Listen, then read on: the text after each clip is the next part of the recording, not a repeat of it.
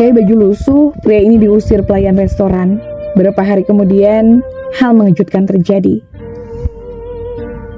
Banyak orang selalu mengatakan untuk tidak menilai orang dari penampilan luarnya. Banyak orang-orang kaya yang berpakaian sangat sederhana dan orang-orang pintar yang jarang menunjukkan kemampuannya untuk kepentingan sendiri. Banyak orang juga selalu mengatakan di atas langit masih ada langit. Kisah nyata ini terjadi di Cina, terjadi pada seorang wanita yang bernama Li Jinlan. Jinlan adalah seorang pelayan di hotel itu dan di posisinya saat itu gajinya cukup besar. Bahkan di antara teman-temannya, Jinlan memiliki gaji sekitar 2 hingga 3 kali teman-temannya.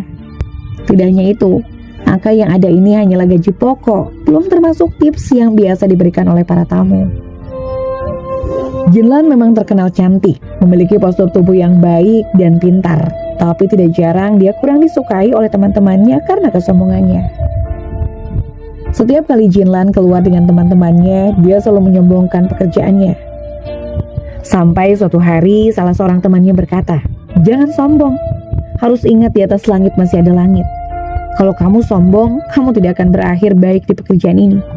Tapi dia tetap tidak mendengarkan kata-kata ini. Suatu hari saat Jinlan sedang bekerja, datanglah seorang kakek tua dengan baju yang sederhana sambil berkeringat ke dalam hotel.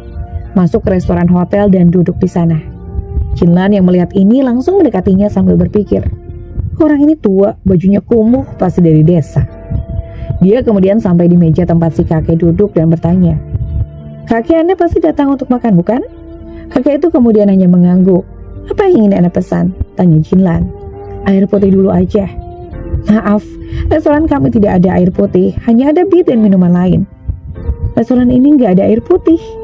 Dengan tatapan bingung, kakek ini memandang Jinlan. "Saya nggak bisa minum minuman lain, saya nggak pesan dulu deh," kata kakek ini lagi. "Jadi anak ini mau makan nggak? Kalau nggak mau makan, jangan duduk aja di sini.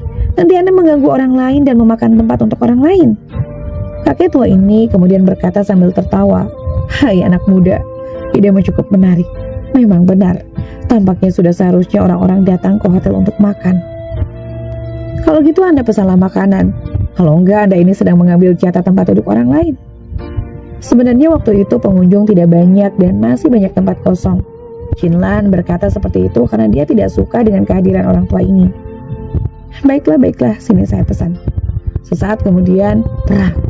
Sebuah buku menu yang tebal ditaruh di depan si kakek dan tanpa mempedulikan hal itu, kakek tua ini kemudian membuka-buka halamannya. Sambil memasang raut muka yang tidak enak, Jinlan menunggu dan berpikir, orang tua kayak gini pasti nggak bisa pesan apa-apa. Lihat aja, setiap menunya semahal itu. Tidak lama kemudian, salah seorang pelayan yang lain datang dengan membawa air putih. Dia berkata, Jinlan, kamu di sini?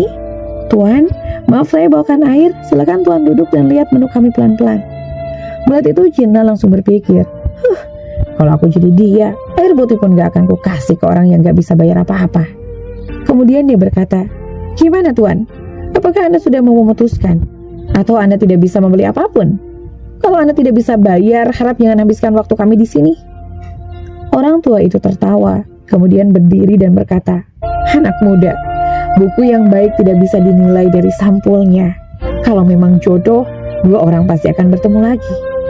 Kakek ini kemudian berjalan pergi. Ya, baiklah, terima kasih atas kata-kata bijakmu. Saya tidak tertarik." "Udah miskin, lusuh, tua, masih mau datang ke sini untuk makan. Kamu gak akan sanggup makan apapun di tempat ini," kata Jinlan saat kakek itu berjalan ke arah pintu. Tidak lama kemudian, pelayan yang tadi membawakan air datang dan berkata, "Tuan, terima kasih atas kunjungan Anda. Hati-hati di jalan." Jinlan sudahlah, orangnya juga sudah pergi. Gadis yang bernama Yanan ini kemudian membereskan segala sesuatunya dan kembali ke posnya. Yanan ini adalah seorang yang berasal dari sebuah desa miskin dan berusaha keras untuk memperoleh kehidupan yang lebih baik. Dia terkenal sebagai pelayan yang sangat ramah dan sangat baik hati terhadap setiap pelanggan. Akhirnya beberapa hari kemudian, datanglah segerombolan orang dengan mobil mewah di depan hotel. Semua manajer yang ada di hotel langsung keluar, memanggil semua pegawai untuk datang menghadap direktur hotel yang selama ini belum pernah mereka temui. Begitu sang direktur sampai di pintu, semua manajer berteriak, "Salam Bapak Direktur, terima kasih untuk kehadiran Anda." Saat itu semua pegawai termasuk Jinlan berpikir mereka harus berbuat baik dan berlaku baik di hadapan direktur supaya mereka mendapat gaji lebih. Saat manajer menyambut direktur itu, dia berkata, "Tuan Lee, lama tidak berjumpa. Sudah lama saya mendengar nama besar Anda." Tuan Lee kemudian bertanya, "Kamu manajer di sini? Terima kasih buat sambutannya." Kemudian setelah semua orang berkumpul, manajer meminta Tuan Lee untuk menyampaikan kata sambutan. Saat Tuan Lee berjalan ke tengah setiap pegawai, Jinlan yang saat itu juga ada di sana kaget setengah mati. "Kenapa bisa dia? Dia orang tua yang waktu itu aku usir." Tuan Lee berkata, "Dulu waktu aku pertama kali wirausaha, saya mulai dari penginapan kecil. Setelah penginapan saya semakin besar, mulailah orang-orang menginvestasikan harta mereka ke saya. Akhirnya setelah waktu panjang dan bantuan dari banyak orang, saya berhasil membangun hotel ini. Banyak hal-hal sulit yang saya alami, tapi saya berhasil sampai ke tahap ini. Saya yakin usaha dan perjalanan Anda tidak mudah, tapi tidak ada yang mustahil. Kita semua satu keluarga di tempat ini. Kalau ada apa-apa jangan malu-malu untuk meminta bantuan. Saya juga memohon kerjasama kalian. Terima kasih." Dia kemudian berkata, "Saya juga sudah tidak muda lagi. Mungkin perlu asisten pribadi untuk membantu saya dalam kehidupan sehari-hari." "Manajer, apakah kamu mau menyarankan seseorang untuk jadi asisten pribadi saya?" Manajer kemudian berkata, "Satu kehormatan yang sangat besar. Mungkin saya bisa menyarankan," katanya sambil menunjuk Jinlan. Tapi tanpa mengedipkan mata dan tanpa mempedulikan perkataan manajer, Tuan Lee kemudian buang muka melihat ke arah Yanan. "Hai anak muda, siapa namamu?" "Bapak Direktur, saya Yanan." "Baiklah anak muda, kamu yang akan jadi asisten pribadi saya."